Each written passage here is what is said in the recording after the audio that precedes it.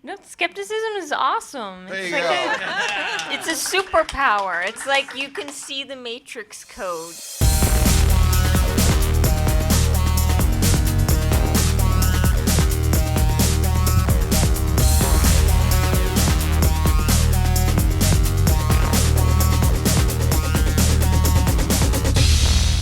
I was just saying this morning, if you're at that early morning session, and it still applies, what I find funny is New Year's Eve, everybody sits in the crowd and they're like, 10, 9.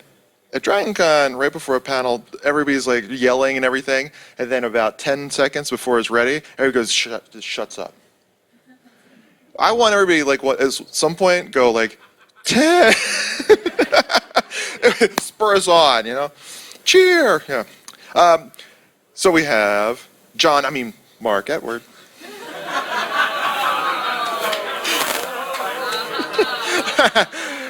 He's brought to you, actually, he came to the convention because the Atlanta Skeptics got together to get him here, because by the time we thought to bring him, it was past the application date. So he's here as kind of like a guest of the Atlanta Skeptics, which is kind of cool. Very nice. And he's a very nice guy.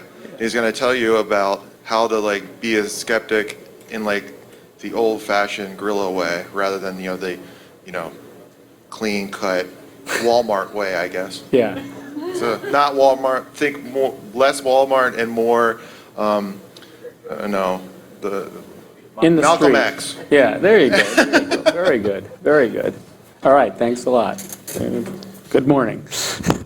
Hello, everybody. So how many people were here yesterday to see what I talked about?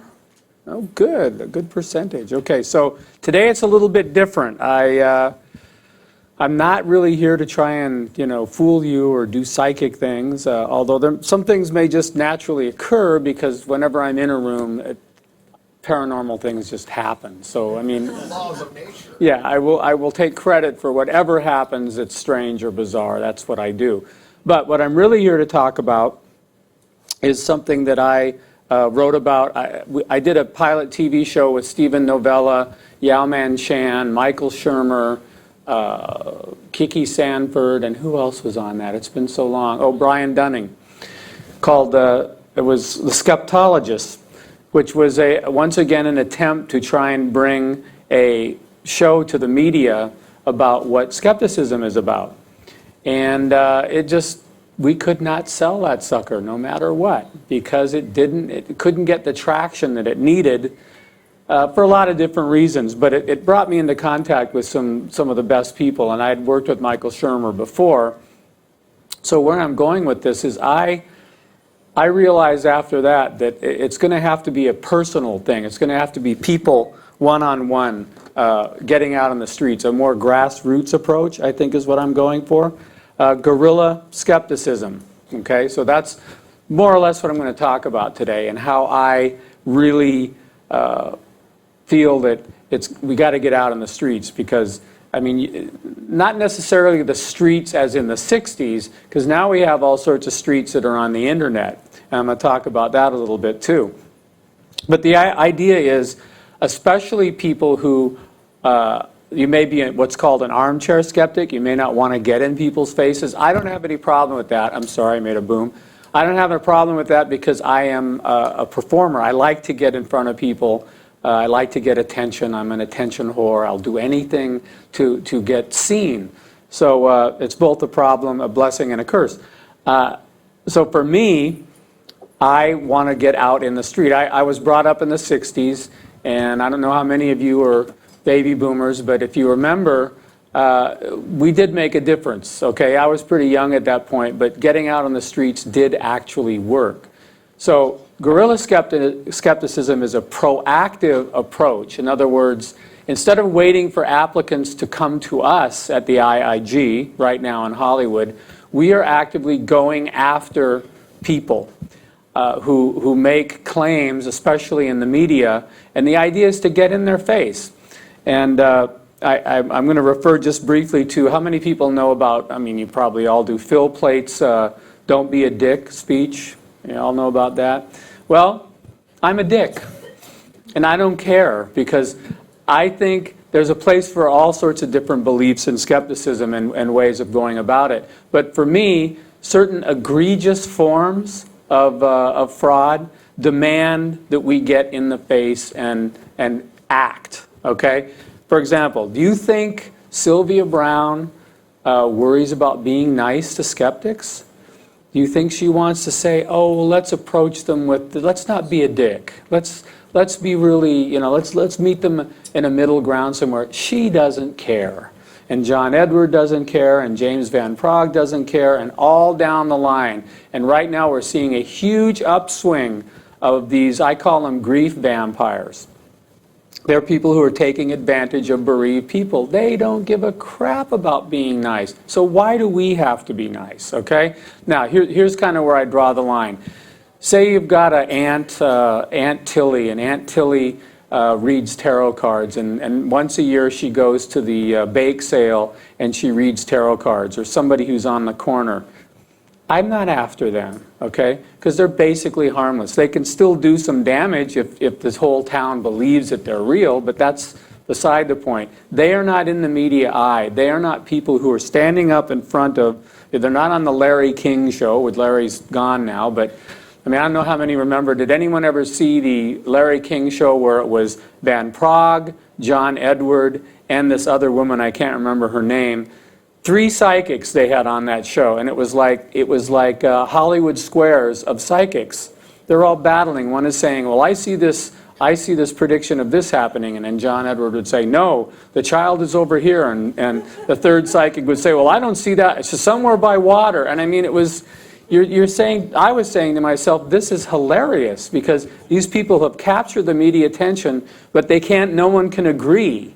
I mean, a smart thing would be to do is maybe 2 of them would agree, yes, I see the same vision you do, but it's competitive, you see. So my idea is now we've reached a point of, it's almost a saturation point with this. We need to be proactive. We need to find ways to get into the media. And this is something we talked about at TAM this year. So what I do is, for example, I'll give you an example. This is my QR patch, okay? And I owe it to the Atlanta Skeptics and some people with the Granite, actually it was the Granite State Skeptics, I'm sorry. What they did, well, Atlanta too, is they made a bingo card. How many people have seen the bingo card? Nobody. Well, we need to get some of those out. The idea was cold readers, and the thing of it is, Van Praagh, John Edward, these people, they're not even good cold readers. They don't have to be. Like, in my business as a mentalist, you had to study something. You had to learn a set of skills. You had to learn how to get information. You had to learn how to do pre-show. They don't even have to do that. They're not even that talent. I don't even call it a talent. The point is they don't do any homework. They don't have to. They just get up on the stage and say whatever they want, edit it later. And usually they're wrong. So what we did is Granite State Skeptics made up a bingo card. And the bingo card has all the different standard cold reading things, like I feel something in the head, the chest area, I see a rose, I see a red car, there's something about your grandmother's garden. So basically taking about 75 standard cold reading lines that you'll hear all night long when you hear these people. They even repeat the same lines for the same audience, and nobody ever questions it. So they made a bingo card, and what they did is they had pencil, they put them in an envelope with a pencil, and at the door of, I think, a John Edwards show, they handed these out. So basically people could play bingo with the card. And it was hilarious because, you know, the idea was they would look at it and they go, wow, that's exactly what he's saying. This is, oh, and there's a dog and a cat, and here's something about the heart and the lungs. So, bingo. So the idea, I don't know if this ever actually happened, but what we wanted, another step we wanted to take is put little cell groups in the audience, and that would be exactly it. You'd hand out all these cards, and then as they're doing that, you go, bingo, I got a bingo, you know, because, again, the audience won't really know that much about what's going on, but it's not important what the audience thinks. It's important what John Edward thinks. The idea is that he's going to know that we're we may be in his audience. You know, maybe it's time for him to take his money and retire, because there'll be 5 more that'll pop up. You know, there's the psychic suburban housewife. Have you heard about this one? I talked about it yesterday. Her byline is, she raises a family by day and raises the dead at night. I mean, you know, so she's coming up. Okay, so I'll get back to guerrilla skepticism and some other things. So what we did, trying to pace myself, I took all of the different phrases from the bingo card. There were actually 8 different bingo cards. And I took some of my own things from my years of doing cold reading, and I made big cards in big block letters, all the different things, like I see water, I see this, I see that. And then I did a 6-minute video, which is one thing right after the other. Boom, boom, boom. I see a car, I see flowers, I see, and then what we had is a camera here, one person here, one here, showing me these flashcards. So basically in 6 minutes I cover about 70 different cold reading terms, one after the other, doing it in character as a medium. We did the video, then we put this QR patch, okay? So this can be, if I was going to go to see Sylvia Browne, I'm not going to, but if I was, this would be on a poster on the wall. Or we would hand these out in the line while people are waiting to go in to see her show. So hopefully the idea is it says, do you believe in psychics? Scan this. So what happens is you scan it, it immediately goes to my video, right? So the hope is, while people are waiting in line or they are sitting in their chairs, they scan it, they've got the whole show before the person even comes out into the audience, okay? So this is a version of guerrilla skepticism. It's going to reach a certain amount. You're never going to save everybody, and that's an impossible dream anyway, but it would only take 5 or 6 people to, I think, in a standard audience of 300, 5 or 6 people to start the ripples moving. So guerrilla skepticism is, comes from the 60s, a guerrilla warfare, and that is you're underground, okay? You're not marching on the street. There's nothing that pisses New Age people off more than protesters, either whether they're Christians or whatever, or they have banners. You're never going to get to them. You've got to have something, in my opinion, that is proactive but underground. So I also did a video called Mole Control, and it's basically this idea that the mole is a creature that's hardly ever seen, but it's there. And it actually helps the soil by digging things up from underneath and bringing the soil to the surface, which makes the land more fertile. So I'm using a metaphor here. Dig underneath the surface, bring up some dirt, and then spread it around, and hopefully the seeds will take hold. So another version of guerrilla skepticism is Susan Gerbic, who's a dear friend of mine. She has a Wikipedia project. How many people know about the Wikipedia project? Oh, that's all? Okay, listen to this. I'm going to only talk briefly about it because you can go to Susan Gerbic's, she has her own blog, Monterey Skeptics. She's out in California. And actually, Tim Farley started this, and we're trying to boost it forward out in California. And Tim Farley is whatstheharm.com. The idea is Wikipedia is .net, I'm sorry. Wikipedia is a huge resource. So say you see somebody on the television, like you see Sylvia Browne, and you don't know anything about Sylvia Browne. If you Google her name, one of the first probably 2 or 3 things you're going to get is Wikipedia. So you go to Wikipedia and you start to read about her. Well, all the information on that page has to be cited. It has to be the truth. So if you go to, well, what would pass for the truth based on newspaper articles and her track record, which is 0. She has a terrible track record. So, and it cannot be, you can edit Wikipedia, but you can only edit with things that are cited. So it's a tool for skeptics, armchair skeptics, or people who may not want to get out in the public, but what you want to do is you look up somebody, like I'm not going to mention the name we're working on right now, but a particular person who is now one of these up-and-coming mediums, he or she does not have a Wikipedia page yet. But when she does, we've got our obit already for her. In other words, we're working on her obituary. So as soon as it pops up, boom, there's going to be all the bullshit about this person already taken care of. That's what Project Honey Badger is about. How many people are hep to the Honey Badger? Yeah, the Honey Badger don't give a shit. The Honey Badger has no fear. We're working kind of outside the parameters of a lot of skeptic groups, because what we want to do is viciously have these things sorted out and ready. So when so-and-so comes up and they're on the Montel Williams show, I don't even think if he's on anymore, but whoever the latest talk show is, this person, because what you can do is you can track Wikipedia and you can see, like, how many people saw the ABC show, The Paranormal Challenge? You can look at the stats and you can see, for example, Banachek at his Wikipedia page, he gets maybe 50 or 60 hits a day. The day after he did the ABC thing, 800 times the amount of hits at his Wikipedia page. Point being, Wikipedia is big. And all you have to do is go to Wikipedia and learn how to edit. It's really simple. And then pick somebody. First you get an information like a reference source, a newspaper article, a book, something that you can quote from. And then you find somebody, and it could be a skeptical person too, because a lot of the skeptical Wikipedia pages are really kind of underdone. And Susan also has another project called Get Your Wiki Back, which means if, say, Stephen Novella is doing pretty well, but I don't want to mention any names, but let's say a prominent skeptic to us goes on a news show.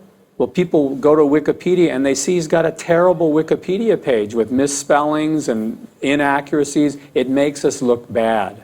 So one of Susan's projects is Get Your Wiki Back. That means the people who represent us as skeptics need to be helped out a little bit. So I'm just putting out the word for Susan. Hi, Susan, if you're watching.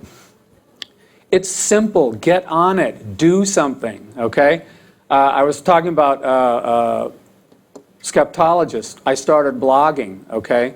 And I got really bored of blogging. Talk, talk, talk, just like I'm doing now. I can't stand that. Do something, you know? Do something. It doesn't matter if it's a small thing. Get involved. Get involved with a local IIG group that are forming affiliates all over the place. Do projects like this because you'll feel a lot better. I mean, if you're like me, at a certain point you feel like you're a salmon swimming upstream. And it's frustrating. But the point is, that's because nobody's doing anything. We're talking about it. So I guess about 2 years ago I said it's time to, you know, stop singing and start swinging, something like that, you know.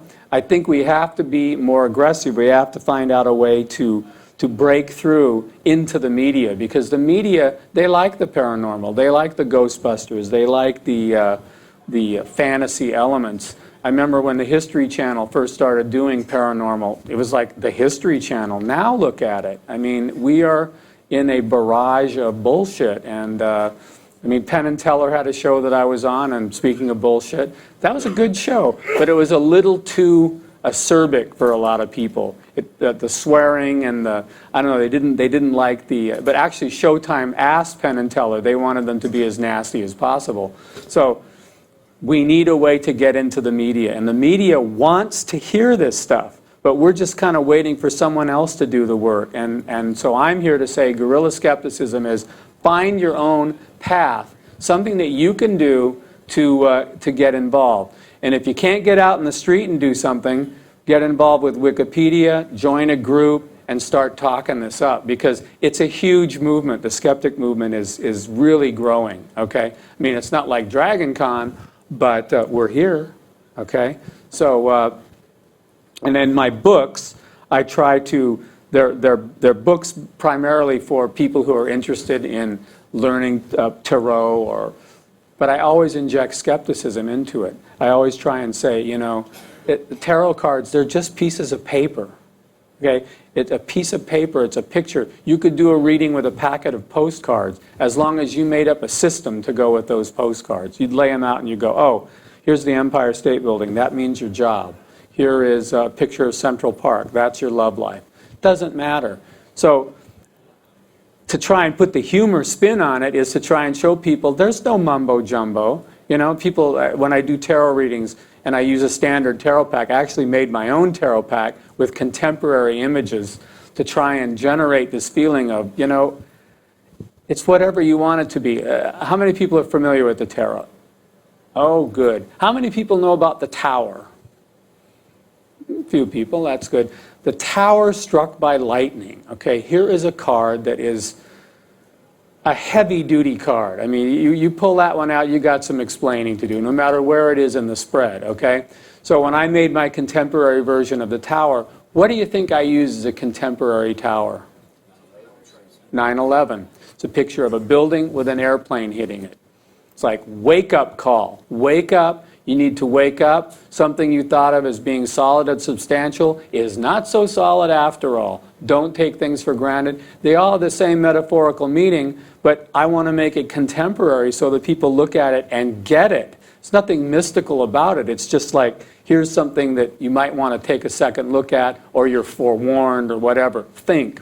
So in my magic, I try and get people to think. That's the main thing that I do. So I'm not trying to do any mumbo hoodoo thing. You know, I don't cast spells or anything like that. And that's really working for me because people appreciate it. If I go and I do palmistry, I will show people, they will go, well, tell me about my future. Now, there are things in the hand that are scientific facts. And it's amazing because, for example, I'll feel this part of somebody's finger right here. And I'll say, you don't like to cook. And they'll go, wow, how'd you know that? Well, because if you feel this part of somebody's finger, if it's fat and fleshy, for the most part, I'd say 90% of the time, it means that they like to cook because they handle a skillet or they handle a hot pot or they use this part of their finger and it gets fat and fleshy. If you find somebody's finger and it's very thin right here, you can look them right in the face and say, you don't like to cook very much. And they'll be like, so there's no magic there. It's based on science, okay? So you combine, I mean, to be an effective performer, what I do with palmistry, you're combining this mystical with the science. So, and if people ask me, I'll tell them it's a scientific thing, you see? So it's a big challenge to try and inject science into a metaphysical realm, but that's what alchemy, I mean, alchemy is, you know, changing lead to gold. That's not, how many people think alchemy was about changing lead to gold? Oh, good, an intelligent audience. Well, it was, on the outside, that's what about. Well, it was really about a personal transformation. It's about, if you truly understood it, the philosophers, money was not important. It was the process of going with your life from lead to gold. Okay, so I think in my way of presenting magic, that's sort of the thing, is I'm trying to show people it's not about power, because any sort of magic is about power, let's face it. You know, I do a card trick. Ooh, I fooled you. You know, I have knowledge that you don't have. Or if I'm doing a tarot reading, ooh, I told you something you don't know. It's a power trip. So I try to take the power out of it and go, hey, you can do this. Just think. Think about it, be skeptical, and learn about people, because that's what this is all about. So I'm kind of rambling. Any questions? You all want a reading, don't you? Like yesterday. You're like, well, isn't he going to do something psychic? Yes, you have a question. I have a question. Sure. You're going to ask me about the 37 thing again? No, I'm not. Okay. So, you know there we go. You know at malls where they have those little kiosks and they have... Power balance? Yeah, those magnetic bands. How did I know that? Because you're, I know, right? Yeah.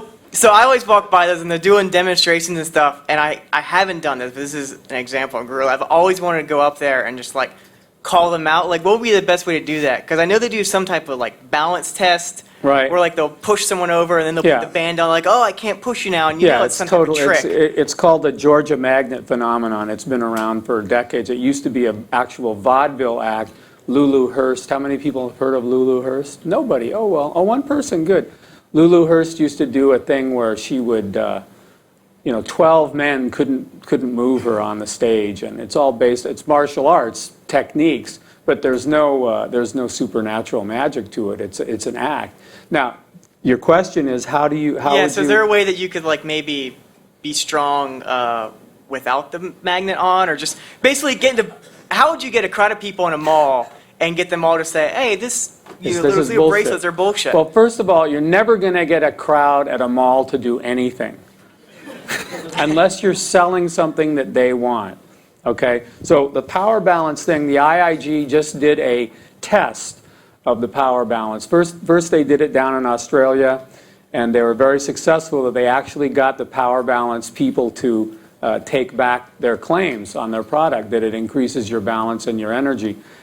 But IIG did a investigation. Yahoo News came to the IIG and said, we want to investigate this power balance thing.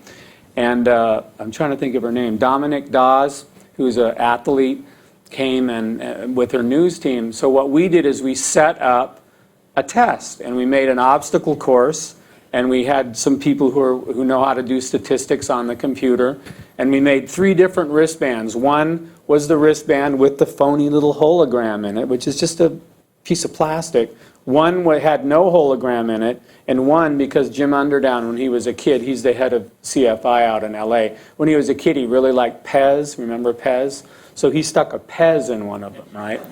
So what we did is we wrapped them up so that people didn't know which one they were getting, and we ran a series of obstacle courses. And we did a lot. It was all day long. We probably did, I can't remember how many, each person did 3 runs. And we had about 50 people who ran 3 runs. And then as we did it, we entered their information in the computer. And so the bar graph is flat, completely flat. So to answer your question, I would do something like this. I would get the power bracelet video, download it, the power bracelet test that IIG did, make a QR patch like this, go to your crowd at the mall, hand these out. You know, at the top, you got to have a way to get them to do it, you know. So you don't want to put people off. You want to put something like at the top, you would go, power balance, you know, power balance, mind power test, scan here. And hand them out, because more people are going to take these than are going to buy the stupid things, you know. And you'll get much more, because people can take their iPhone or their Droid and just go right to the video. So it's better to not try and convince them by saying, hey, these are bullshit. Just go, have you seen this? And draw them in, like my father was into advertising. You have to advertise it. Say something at the top that makes them go, wow, maybe I don't have to pay for this, and I can just... And then they see the test for themselves, they can decide. Now, in the meantime, just as a quick aside, Lamar Odom, who was selling the power balance wristbands and touting them as being something that helped him with his particular ability, later made the claim, after we did the television thing, that he doesn't really believe in them. He was just being paid by the power balance people. So power balance has taken a slight dip. But check it out, $17 million they made last year. And it's basically a rabbit's foot. It's a rabbit's foot. That's all it is. And, you know, if you believe it, that it'll help you, that's cool. But you should know the difference between throwing your money away on a rabbit's foot. You may really like rabbit's feet, and you might like the idea that it helps you. But you could use anything. You could carry a worry stone. How many people ever carried a pebble in their pocket that was or a lucky penny or a lucky nickel? Same idea. So, and now somebody actually has another thing to answer your question, the placebo bracelets. Have you all seen these yet? Placebo bracelets are very powerful. I wear mine when I go to work, and people go, oh man, you're into the power balance. I go, no, this is just a placebo bracelet. And they go, what's a placebo? Let me explain, you know. So these QR patches are really great. I mean, today, or last couple of days, I've been passing these out, and it is interesting. A lot of people don't have the capability, but it is going to catch on. It is definitely catching on, because it takes you immediately. You don't have to bring it up on Google or anything. It takes you right to the video. So did that help?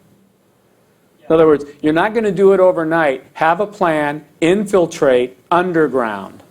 Don't try to confront people, because they'll probably call security and say, I mean, if you went in there and said, this is all bullshit, they'd say, security, take this guy out of here. Better to just, here, check this out, check this out. Because then hopefully it'll go viral. People will be looking at it all over the place. Yes, sir. Yes, there is a paranormal track here at Dragon Con. Yes. You have a room full of people who are interested in guerrilla skepticism. Right. Do you have any ideas? Absolutely, absolutely. Now, the first day when I came in here, they said, oh, you know, the paranormal track is going to have a psychic over there, okay? But again, you go to the paranormal track, they're believers. They're not there because they're thinking skeptically, okay? Now, that's not to try and dodge it or to make an excuse. Because as soon as I heard that, I said, well, I'm going over there because here's another thing. Do I have some with me? We have a thing that IIG kind of co-opted from the LA group. It's called a stealth card, okay? We have some on the table that they made. I don't know where mine are, but this was my idea at IIG Hollywood. Because what I would do, when I punked Sylvia Browne, I don't know if anybody's seen my punked Sylvia Browne yet? No? Oh, you've seen it? Good, all right. So the idea is I went to Sylvia Browne's show in LA at the amphitheater, and I wanted to do something to disrupt the show. But I knew if I tried to disrupt the audience, I would become immediately very unpopular and I'd be removed. So I had to think of a way to let Sylvia and Montel Williams know that I was on to them. And the smarter people, the people who might do a little homework in the audience, would get the drift too. So if you'd be patient for a few minutes, sir, I'm going to come back to you. So for those of you who haven't seen it, what I did is I did a little homework. I found out the most egregious things that Sylvia Browne had done. Like there are some names like Opal Jo Jennings, right? This is a girl who was murdered. And Sylvia Browne on Montel Williams, I think she told the child's grandparents that, oh no, she wasn't murdered. She's a sex slave in Japan. And she can't get back here. So I mean, can you imagine telling a grandparent that? And then later the body's found a block from the house and it's been dead since the second day that she went missing. So Opal Jo Jennings, the Saga Mine thing. You remember when she did that whole thing? The Saga Mine was, she said all of them were going to die. They're all dead. Not what happened, okay? So she has some really egregious bad hits. There's several other names. So I had about 6 names, just the names, and I printed them out on a 8x10 sheet, cut it into 4s, and I made about 300 yellow pieces of paper that just had the names of these people, okay? So what I did is I went into the show and sat through it. And if you've ever seen Sylvia Browne, it is just amazing. You cannot believe the gullibility of people. I waited for right before the intermission, and right before intermission, I went into the men's restroom and I put these things everywhere, on the sinks, on the top of the toilets, out in the lobby, on the popcorn machines, everywhere with face down yellow pieces of paper. So basically my idea was that people go in, they go, what's this, you know? And hopefully they'll think about it. So how I punked her is she will take a line of people and they come up and they try and get a reading from her. So I got up to the microphone and I've always loved Tyrone Power. If you've ever seen the movie Nightmare Alley, anybody seen the movie with Tyrone Power? Man, you guys, where you been? You guys are at Dragon Con. There's a movie called Nightmare Alley, which is about the rise and fall of a carnival midway mentalist, and at one point he passes out. It's part of his act. He goes, I see something, and he's in a huge room and he just passes out. He's faking it, but the whole audience is like, oh my God, what happened, what happened? So what I did is I stood up in front of Sylvia Browne and I said, you know, I keep getting these voices in my head, and I get the name Opal Jo Jennings and the Saga Mine people. I start talking these names. She knows what those names mean. Some of the people in the audience know those names too, and you should have seen her face, because what I was doing is turning it around on her, and I was saying, these names, they're telling me that you were wrong. They're dead. They're dead. And her puppet is Montel Williams. He knows immediately. I can see on his face, and he's like, whoa, whoa, whoa. You know, she's looking at Sylvia like, what are you going to do? What are you going to do? And she says, those are your spirit guides. And I'm like, no, they're not my spirit guides. they're people, they're pissed, Sylvia, they're angry at you, and like everyone's going, well, and then I went, oh. Passed out, took the microphone with me, which is very dramatic because it just goes, and I laid on the floor, and I didn't move. So this is in the middle of her line. Thank you. The middle of her line.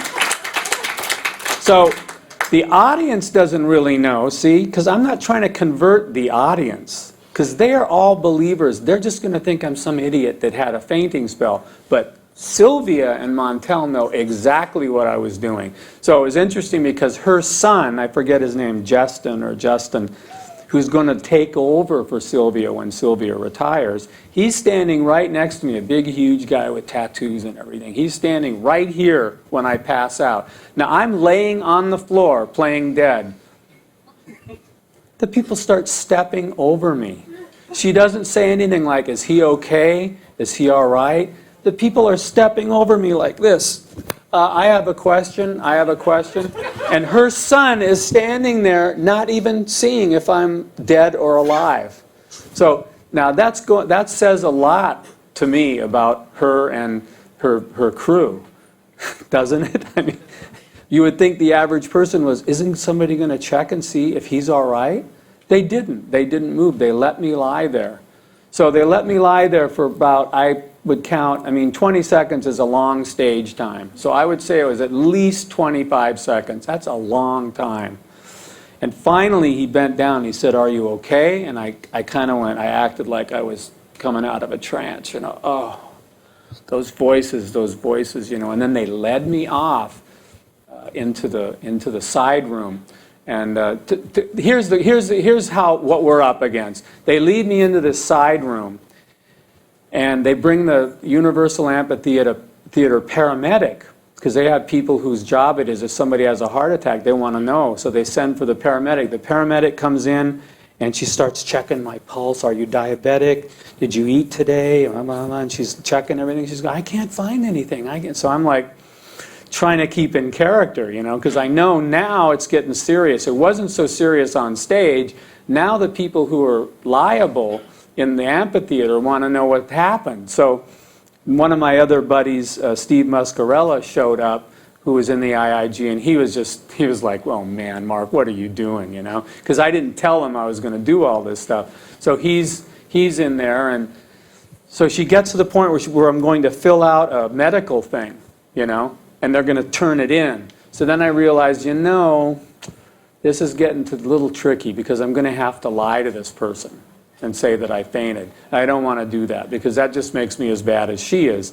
So I said, I said to this paramedic, nothing really happened to me. We're part of the IIG. We're here to try and expose Sylvia Brown as a fraud. I didn't really pass out. I do psychic things myself as entertainment. It's all bullshit. She's lying, blah, blah, blah. We filled out the whole thing mentally and verbally to this woman. So here's the bottom line. After telling her that I had faked this, she says, oh, tell me one thing. And I go, yes. She goes, is my boyfriend going to get a good job? This is a medic at the amphitheater. So the point is, I don't know where I was going with this. Oh, here we go. Yeah, here. So, stealth cards. Okay, this is very important. The stealth cards, the yellow slips of paper, and then afterwards somebody came up to me, because I went back in the auditorium, and somebody came up to me with the yellow sheet of paper. And they said, do you know anything about these? And I said, well, sort of, yeah, but aren't those some of the names I mentioned when I was on stage? And they said, yeah, but what does it mean? I said, I don't know, go home and Google them.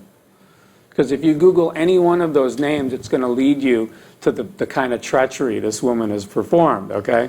So that's another guerrilla skepticism. You can't turn the whole crowd around, but you might reach a few people, and that's what we need, because it'll get to the media eventually. So the stealth, then I designed the stealth card. I'm going to get to you in just one more minute. The stealth card is do you have special powers with a star field, okay? And the other side says, can you show us? Now, the idea is you can stealthily put these. Now, I know our friends here in Atlanta, they've made their own version, and they're out handing them out. That's okay, but the idea with the stealth card is you're really supposed to palm them. This is called the palm in magic, okay? You're really supposed to like go to a place where there's a lot of woo and there's a lot of people talking about New Age stuff, and you're just supposed to go, oh, okay, and leave it. So later, and the idea is it's double-sided. If it lands this way, it gets their attention. If it lands this way, it gets their attention. So it doesn't matter which way it lands. It's something like, oh, people pick it up and look at it. Now, what we did is we put on the bottom, we created a website. And the website, if you click on this, it'll immediately go to a brief description. What is your power? Who are you? Where are you at? And then what that does is lead you to the $50,000 challenge. So it goes right to the IIG page. So what we're trying to do is draw in applicants proactively. We're still waiting for them to come to us, but a lot of times, like we did the 1023. Anybody do something for 1023? A show of hands? Well, a few people. You know, we did the homeopathy overdose, and we did it right next to the Scientology table on Hollywood Boulevard. So, oh wait, I'm sorry, I'm mixing it up. That was the rapture we did. Yeah, we did a rapture thing where we put clothing on the ground and we counted down to the rapture. But while we were doing that, I was walking over to the Scientology table and leaving stealth cards. And it was amazing because those cards stayed on the Scientology table for hours. So, you know, eventually somebody took it with them. So this is a way to get the word out. And it draws people in because it seems mysterious, you know, with the star field. And, ooh, what's that about, you know? So if you try and get under things, you get a little more leverage sometimes. So, Derek, this is my good friend Derek. I'm afraid what you're going to ask me, but go ahead. No, I just want to say you've mentioned the IIG several times, yes, but you haven't said what it stands for and what the group is about. Do you want to explain to Yes, those people who don't know what the IIG is? See, a lot of times I take things for granted, like, oh, the Amazing Randy. People are like, who the fuck's Amazing Randy? It's true, you know, you're at a convention or you mention, you know, certain people. Yeah, the IIG started in LA with Jim Underdown. It stands for Independent Investigation Group. And it's through the CFI, Center for Inquiry, who publishes Skeptical Inquirer. So they've had a challenge that they've set up. And now what's happening is we're getting these affiliate programs. The affiliate program is that's why I'm here. We have one in Denver. We have one that's about to open in Calgary, Alberta. Edmonton, Washington, D.C., Denver, San Francisco. They're sprouting up all over the place. And what it is a grassroots group. We are going to join together and have investigation groups in all the major cities in the world. So that if somebody says they have a claim, like they can levitate or they can do this, that, or the other thing, they can come to us and we will test them. And it's a mutually agreed upon protocol. We're not debunkers. I think that's really important. We're not out to make people look stupid. Our whole thing is we want it just as bad as you do. We want to see this. Show us. Let's work together. We'll work together just as friends. You know, we're not adversaries.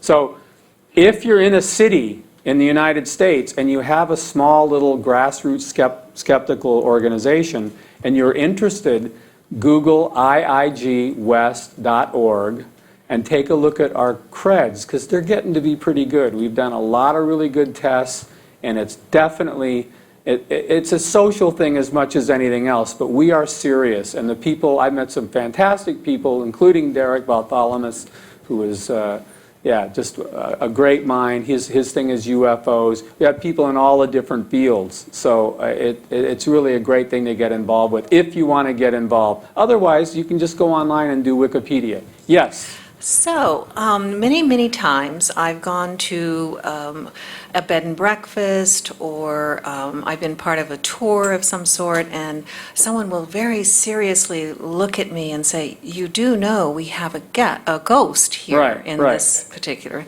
Yeah. venue. And I always say to them, well, would you like me to arrange for that claim to be investigated? And I've called Joe Nichols several times, and I'm wondering if IIG does the same type of thing. Absolutely. Thank you for the question. So in that case, it's not actually a person with a claim. It would be a building. Okay? So we would definitely get a team and go and investigate it. The problem with that is that it's a money-making venue. And to go back to kind of tie this together with the person who said, well, there's a paranormal track over there. Why aren't you guys over there? Well, and this is what I heard. I don't know how serious it was, but last year, some of us went over there, and we didn't disrupt, as far as I know. We just tried to pass out some literature, and apparently some lawyers contacted the IIG and made a major complaint that we were disrupting their show. Some producers contacted the convention. It was on me, so I had to fix it. Yeah. So it's like, pick your battles. Now, with a bed and breakfast that says they're haunted, why do you think they have that haunted story? Cha-ching. You know, it's like as business gets worse, suddenly the ghost stories appear, you know. So, and we, Susan and I went to the Stanley Hotel. How many people have been to the Stanley? Oh, it's fantastic. The Stanley is where Stephen King wrote The Shining, right? It's the real hotel. And it's a hotel up in the mountains. It's an old creaky hotel. But they have a ghost tour. They have an official psychic, just like the Queen Mary. They have an official psychic. They have a ghost tour. They sell mugs, T-shirts, the whole thing, you know. So you can't stop that because it's an entertainment. And they act like it's serious, but like we saw people who actually, they took us into a hallway and they said, you may feel that this is the children's hallway. This is where the ghosts of the children hang out. And you may actually feel them try and hold your hand. And here's this woman, she's standing in the corner. I feel them, I feel them. So I mean, same thing with tilt houses or roadside venues that say, you know, come and see the two-headed snake. I mean, you got to pick your battles. But if I went to a bed and breakfast and somebody told me that the place was haunted, I would ask a lot of questions until I got to the actual person or situation. Because usually it's going to boil down to somebody that's like, oh, well, we have a tour, it's $15, you know. Now, a lot of times you might meet somebody who has a very localized tradition or a myth about the building or the town. That's very interesting to me. But I kind of doubt, to answer the question, I kind of doubt if they're going to go, yeah, come and investigate it, unless what they try and do is use that for more publicity. Like we just recently did a guy, and you can see it on the IIG website, who said he could create an energy vortex. Now, an energy vortex sounds great, doesn't it?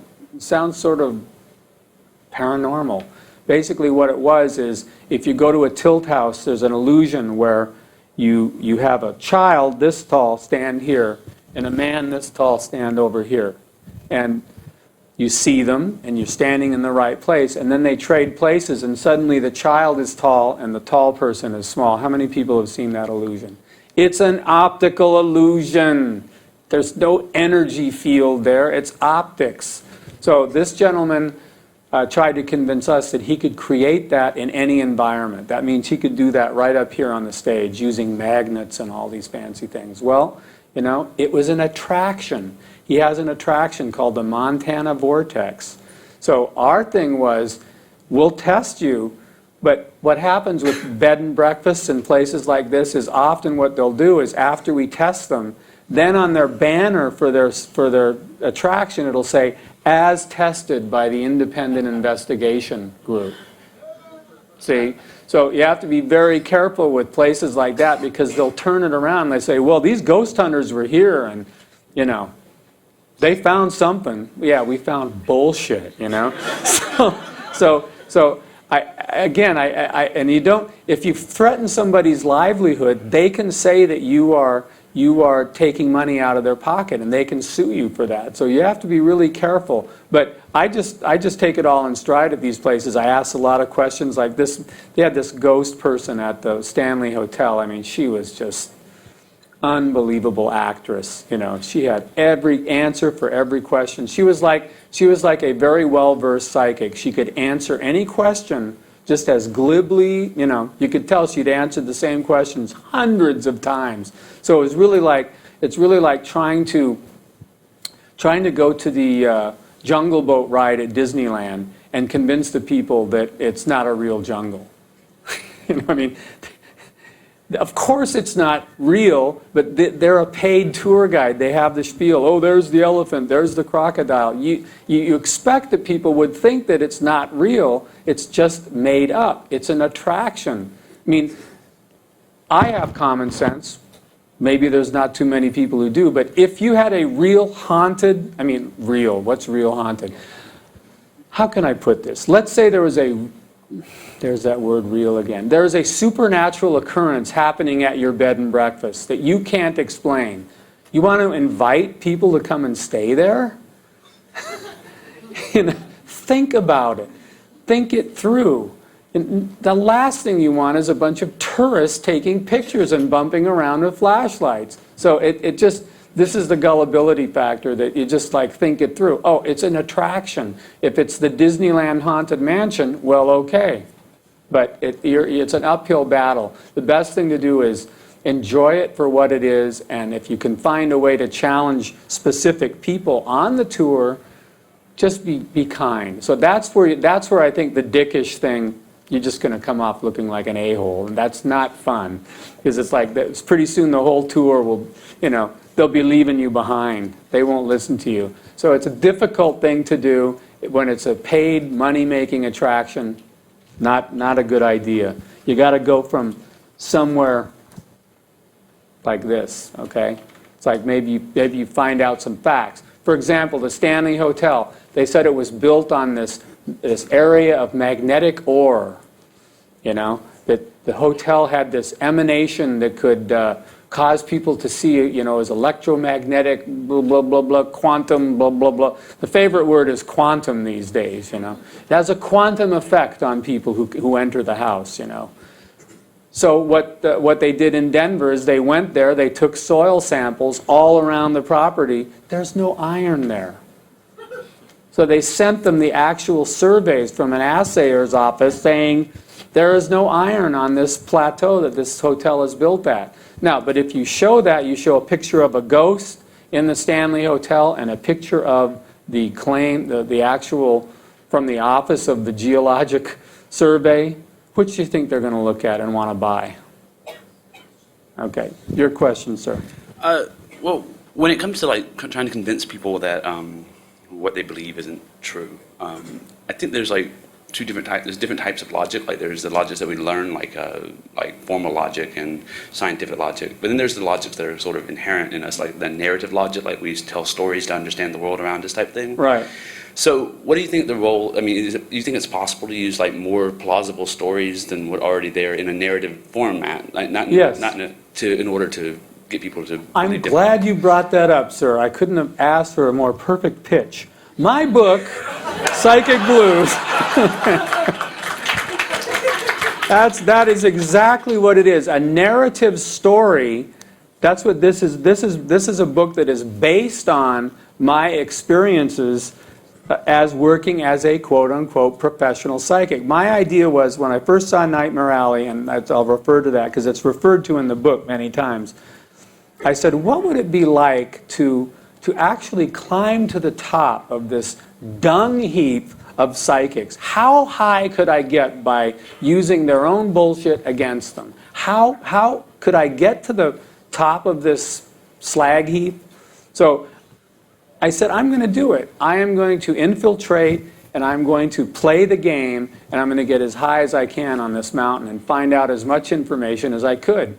And so this book is basically a narrative, non-fiction kind of chronologue of my adventures. And I realized I'm not going to be able to do a debunking book. It won't sell. I want to reach the biggest audience I can get to. So the idea is it's black humor. How many people have ever seen the movie The Loved One? Few people. The Loved One is a hilarious black comedy based on the funeral business. And you can't imagine, I was in the funeral business for 1 year. I tried to do it because I said to myself, if I can do this, I can do anything. And I wanted to learn about it. So I got into the psychic racket to get on the inside and learn about these things. And so that, it is storytelling. The problem, to kind of answer your question, is when I took this to publishers, a lot of them refused it because they said, we don't take fiction.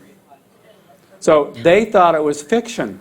And I had to send them an email saying, this is not fiction. These are true stories about what I experienced. So finally I found a publisher, Feral House. And if you don't know about Feral House, fantastic stuff. And when Randy found out, Randy did the forward to this, when he found out that Feral House is handling it, he said, they're the best skeptic books out there.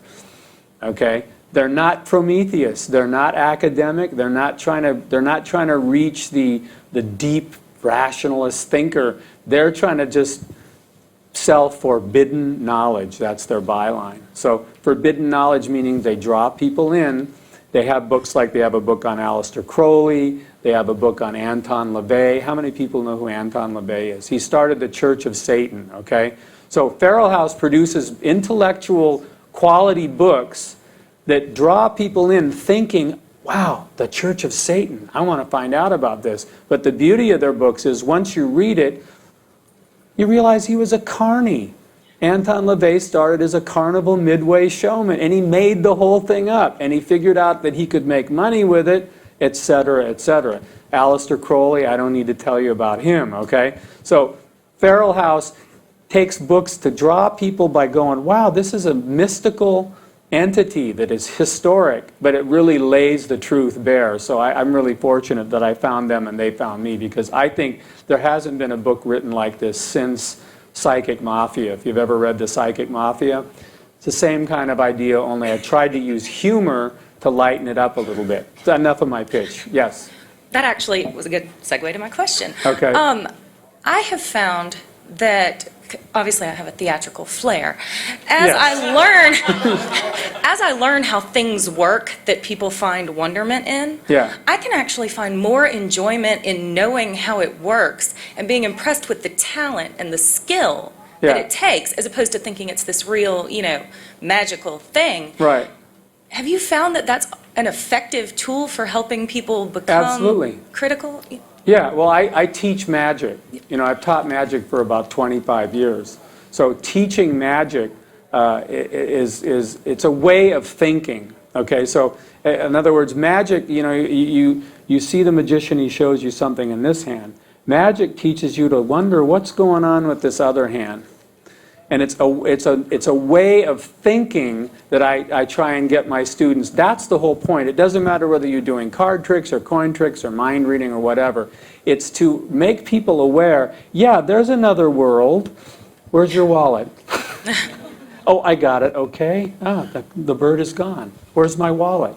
So, in other words, and once you are inculcated with that way of thinking, it opens a lot of doors. And I think by teaching magic, you teach people. Some people don't like that, though. I'm sure you've had that experience. Yes. Oh, yes. In other words, I had one student in one magic class one time. At the end, he said, it was really great, but you've ruined magic for me. And I felt bad. I felt like, really? And he says, yeah, because now I know to look at the other hand. Okay? Sorry, you paid the money. You get your ticket. Okay, what did you think was going to happen, Did I answer your question? Yes, thank you. Yeah, so it's a tough thing to do because people, and the truth will not sell. The truth, you cannot put food on the table with the truth, or can we? See, that's my big question that I'm asking all of you, and I'm asking the people who are watching this, wherever they are. Do we really want the truth? Can you handle the truth? Because the truth is really much more interesting than the lie. Okay? And I've always loved James Bond and the gadgets and the deception and Secret Agent with Patrick McGowan and the Prisoner. And so that's why I'm drawn into the Dragon Con thing. It has nothing to do with the costumes or the drama. It has to do with the underlying principles of deception, covert actions. It's a world that once you become aware of, it can filter, I mean, all over. You go in to buy a used car. I've got 41 seconds. You go to buy a used car, it's the bait and switch. You know, it's like, oh, here's this really nice car. Oh, yeah, the tires are great. You know, and meanwhile, they're selling you a lemon. I'm using that as a broad example. But we live in the golden age of the con. I said this yesterday, and I'm going to hammer it home. If you think it was bad during the spiritualist era, when they were doing phony seances and Victorians were having sex on the seance table at the same time, we are in the biggest shell game in history right now.